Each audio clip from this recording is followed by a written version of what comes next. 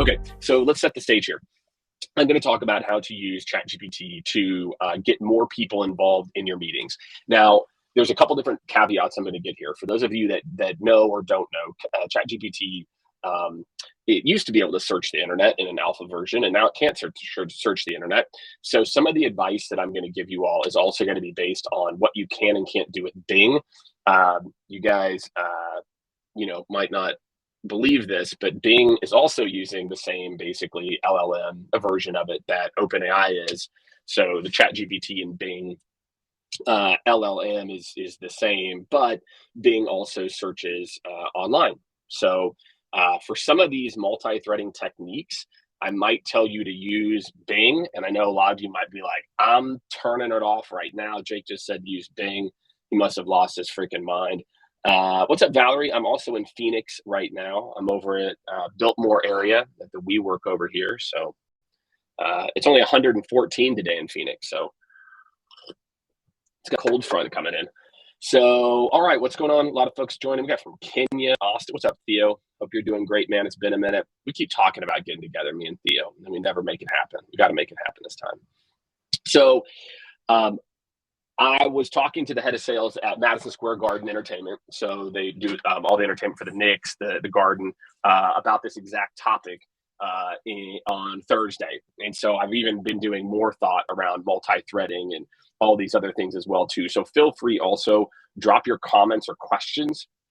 If you've got a question about Jake, I'm not sure about this, not sure about ABC, let me know. And I will do my best to, hop in and tell you all what I'm thinking and seeing and all the above. So looking forward to it, and let's jump in without further ado. So let's talk about multi-threading. For those of you, if you're like Jake, I'm not quite sure what multi-threading is. Well, you're here, so you probably had some idea.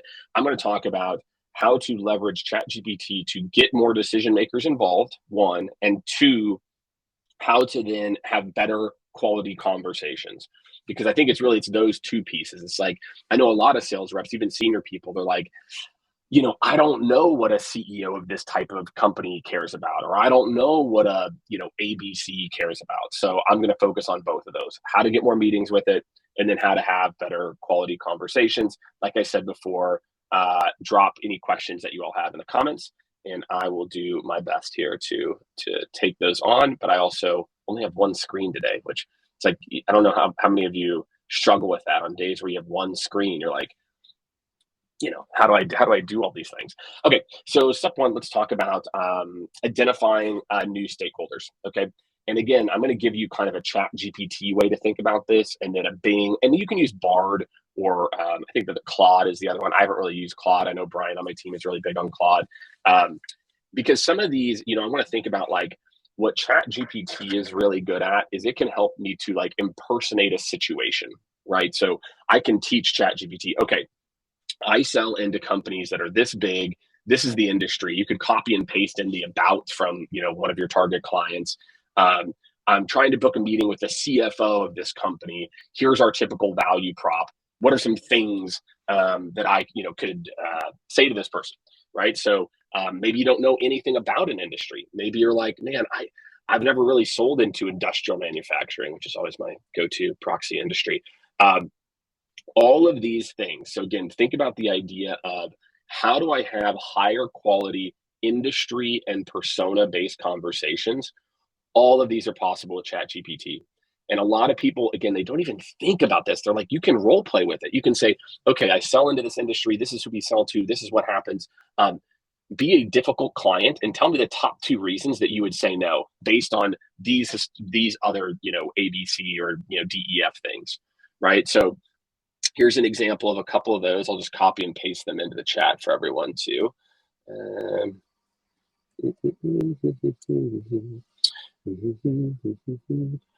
Claude 2. So Chris Arden's talking about Claude 2. I've heard the same thing. I haven't, like I said, I haven't messed with it. I've messed with Bard a little bit.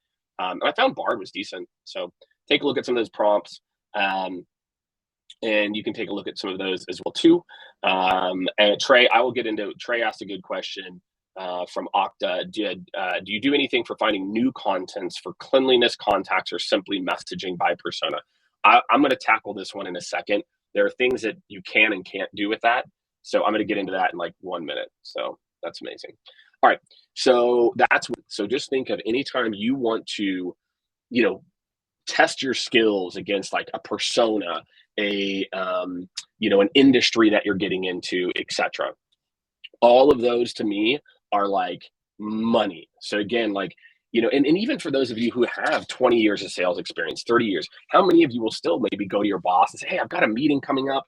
These 4 people are involved. You can literally, role play a scenario and say, hey, I've got a meeting. Marketing's typically involved. They usually want these things. IT is involved. They usually block this. What are 3 things I should be aware of to present to my next upcoming meeting? So think of these like scenario, persona, industry plans. ChatGPT, Claude 2, Bing, all amazing. Next up, let's talk about personalization. Okay. So again, going back to this, for those of you who don't know, ChatGPT actually did, as I mentioned before, have a web search function for like a very little bit. It sucked, basically. In their opinion, it sucked. And so they shut it down. ChatGPT, there's a 1000% chance ChatGPT will have a version in the next 6 to 12 months that searches online as well too. It will just get there. If Google's doing it, these other people are doing it, it will be fine. So these next few prompts I'm going to give you again are around personalization.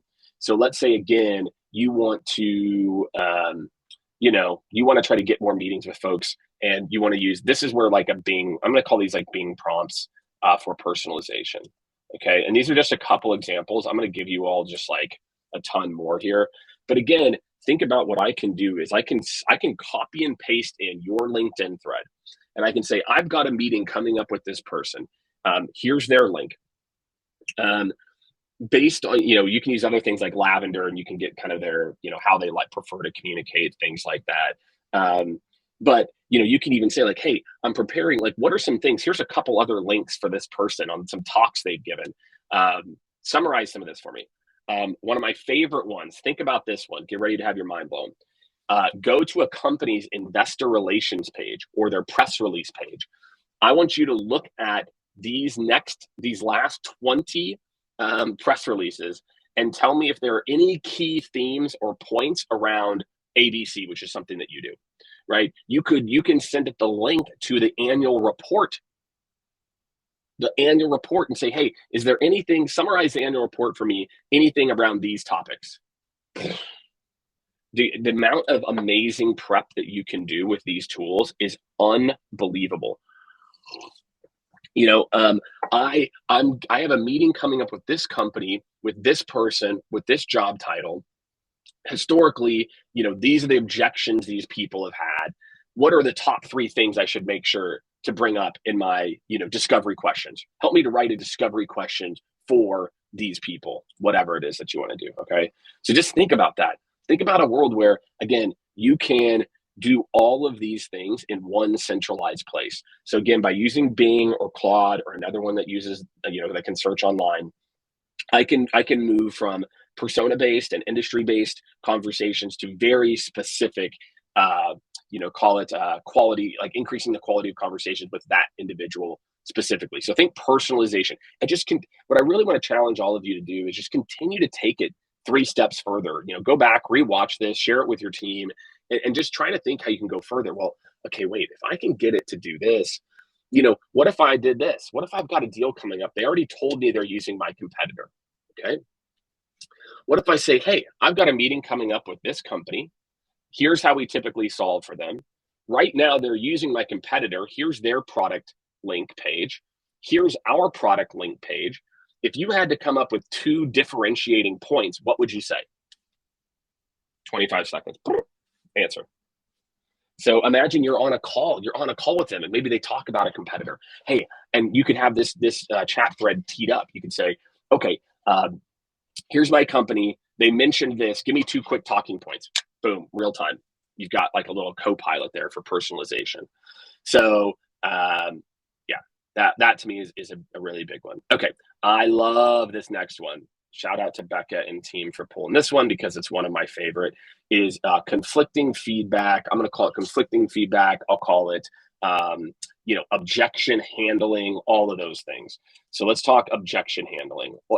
Like, what is this, like big deal nuance, I guess would be like another way to say this. Okay, so I want you all to think about this. Like I said, please keep the questions coming.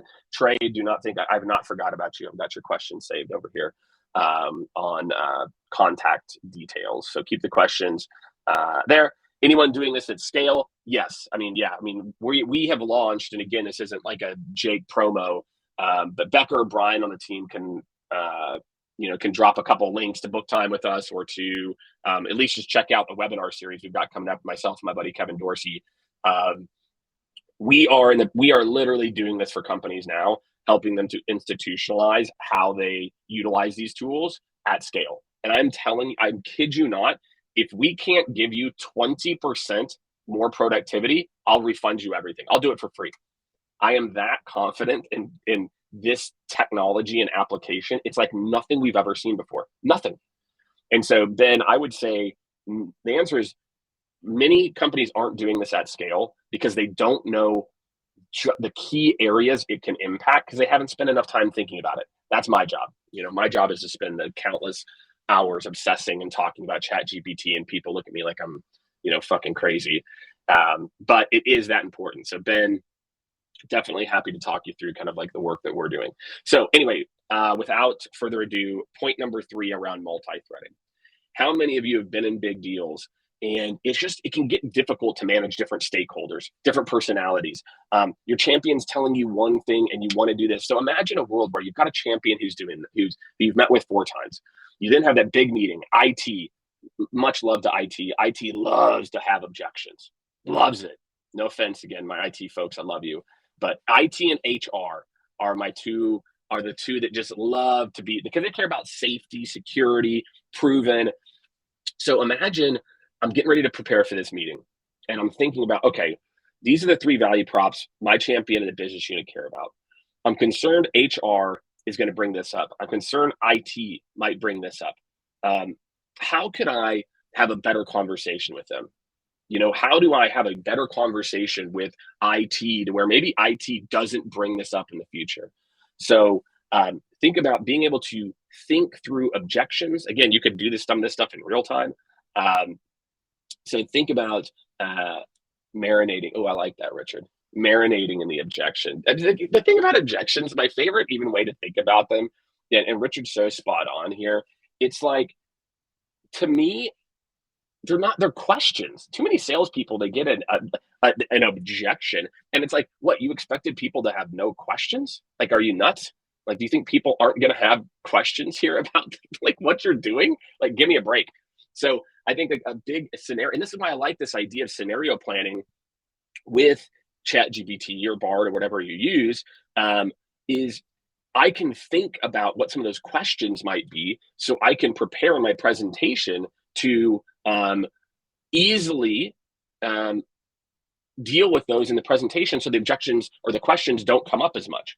So it's just a really important thing. Again, I love that call out. I've never even thought about them as objections. And I think it's almost delusional, if you're a sales rep and you're like, they have these objections, like, of course and most of the time it's the exact same question. So go back and look at your sales process and what you're saying, to figure out what, works or doesn't work. So like I said, we'll drop a couple of links. Please definitely sign up. Like this thing with me and KD, I think is going to be really, really big. I'm anticipating maybe we'll get 1,000 something people on one of these. That would be pretty epic if we did that. So, okay. The last thing I'm going to talk about here is I'm going to call this skill development and ongoing professional development. Okay. For a lot of people here, professional development. Okay. Again, going back to things like, is our companies doing this at scale, or how are people thinking about this at scale? You as individual sales reps or teams must get up to speed on this. And I'm going to have Becca drop some links.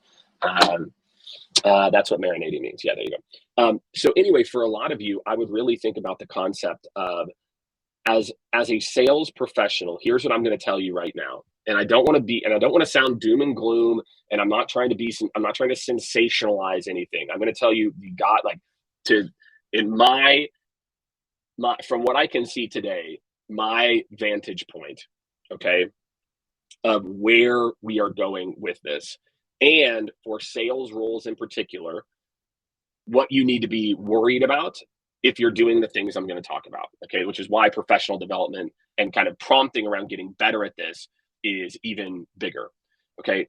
If you are in a sales role right now where one of these things are happening, you are sending out primarily emails to prospects with very little, if none, true personalization.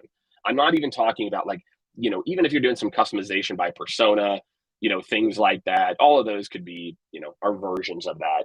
But if you are in a role where you are sending out emails that are relatively non-customized, and I'm not talking about congratulations on insert generic thing, insert a company name, that job is not going to exist in the next 5 years. AI is getting good enough at persona-based, industry-based messaging, putting in some details, etc. So if you are in a role where the primary skill you're learning is how to send a template, what's going on, Richard? No problem, man. Appreciate you. If you're in a role that that's what you're doing is hitting send all on a bunch of emails, my friends, it's over. Like that role is not going to exist. AI is getting really good at 80% customization. If you're in a sales role where if I listen to your demo and the demo sounds the same for everyone, that's going away. Nobody wants to sit through that. That's going to be replaced by asynchronous demos with live AI augmentation. So instead of me having to sit here and listen to this one size fits all boring demo, the world we're moving toward is I'm going to just view an asynchronous demo, and then I can ask real-time questions based on questions that I have, and then start to engage with the salesperson once I have a higher intent. So there's a lot of these roles in sales that there will be ways to repurpose these roles. But if you are in a role where, again, you're hitting send all, you're doing activities that are relatively the exact same every single time, and that's your sales job, those are the jobs that you need to start to level up on. Okay. So again, when I think about this and I think about the big takeaways here and the professional development is you can't sit around and wait for your company to figure this stuff out for you as a part of it. So please drop a link to book 2. Okay, so I'm going to drop a couple more links in here for everyone. Make sure to sign up for this the webinar series with Katie. It's going to be epic. We've got 9 sessions. He and I are kind of working out all the kinks actually tonight on the promo plan. So you're going to hear a lot more about it, but you're hearing about it first here. Any and everything sales AI, free, sign up. It's going to be epic. But again, why do I list as one of the 4, for mastering multi-threading? Why do I talk about professional development? Because again, if you aren't able to leverage these tools effectively, I've got rep 1 who doesn't understand how to use these tools, okay? Rep 1 is now spending hours and hours and hours going through things that they shouldn't be. Rep 2 knows how to leverage these tools and then can easily get this information and get it out quickly. And so this rep over here, again, someone said this 2 or 3x times more productive, it's very real. This isn't make-believe productivity stuff, with another AI tool saying they can do they can do some of this. So anyway, long story short, professional development, that if you're I need to get better at having meetings, and also I just need to get better at how to extract information that will help me to multi-thread, this is how you do it. Again, there's Chat PDF and Claude, just so you guys know, with Claude, unlike some of the other ones, there's not a limit on what you can feed it. So again, check out Claude. Somebody else mentioned it as well too, So those are my 4. Okay, so the 4 ways multi-threading. Okay, 1 is, again, just getting better at we'll call it stakeholder conversations, getting better at an industry, getting better at CFO. I need to know how to have a conversation here with this persona or this industry. That's number 1. Number 2 is personalization. I dropped in some examples of that where you can copy and paste in links, copy and paste in, insights hey, go ahead and summarize these 4 things for me. And here's what I sell and tell me what you think would be relevant to this person. All of that's possible. You can use Bing for that. You can use Claude for that. So personalization. Number 3 is the nuanced interactions between people or, kind of conflicting feedback. Again, this idea of scenario planning, thinking about, how can I show up the best for these meetings? How can I help to navigate, and doing some of that. And then last but certainly not least is your own professional development.